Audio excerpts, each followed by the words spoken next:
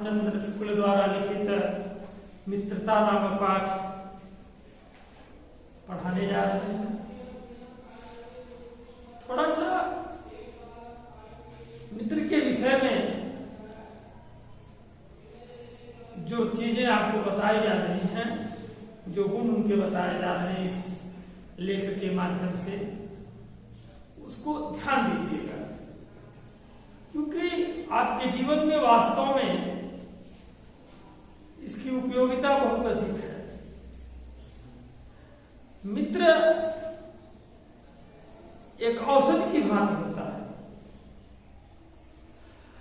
सच्चा मित्र वही होता है जो हमारे सुख के साथ साथ हमारे दुख के समय में भी हमारे साथ खड़ा है।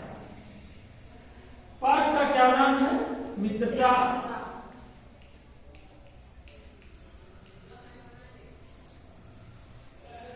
और इसमें किनके विषय में बताया गया? मित्र के विषय में बताया गया। जब कोई युवा पुरुष अपने घर से निकल करके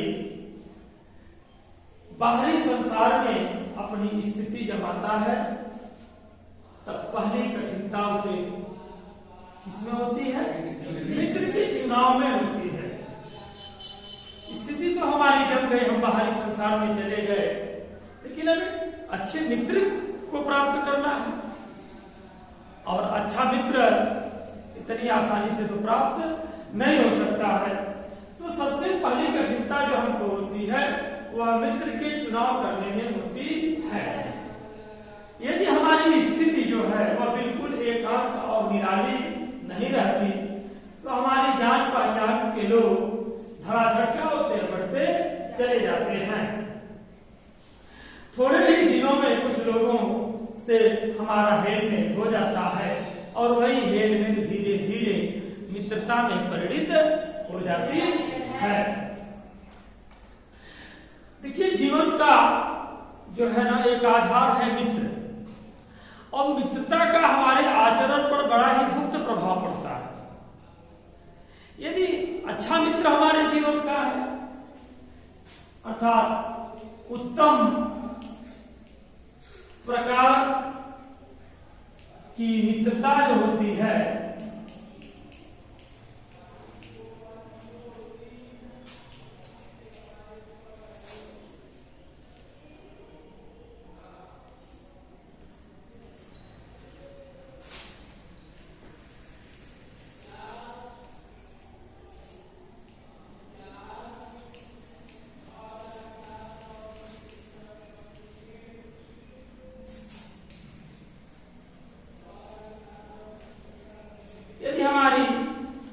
उत्तम आचरण वाली है या उत्तम प्रकार की यदि हमारी मित्रता है, तो उस उत्तम प्रकार की मित्रता से हमारा आचरण भी क्या होगा? उत्तम होगा।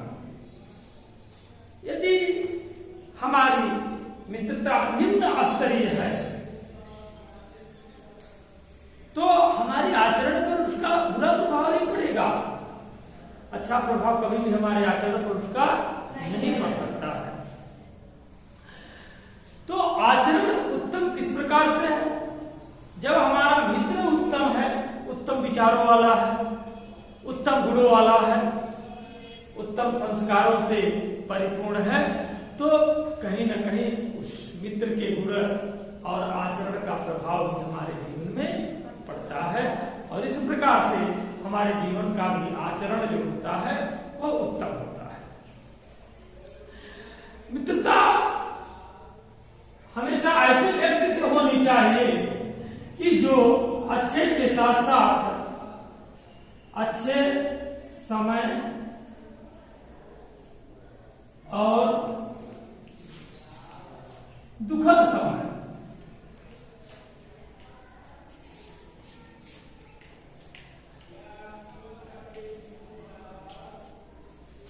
हमेशा हमारे साथ खड़ा हो।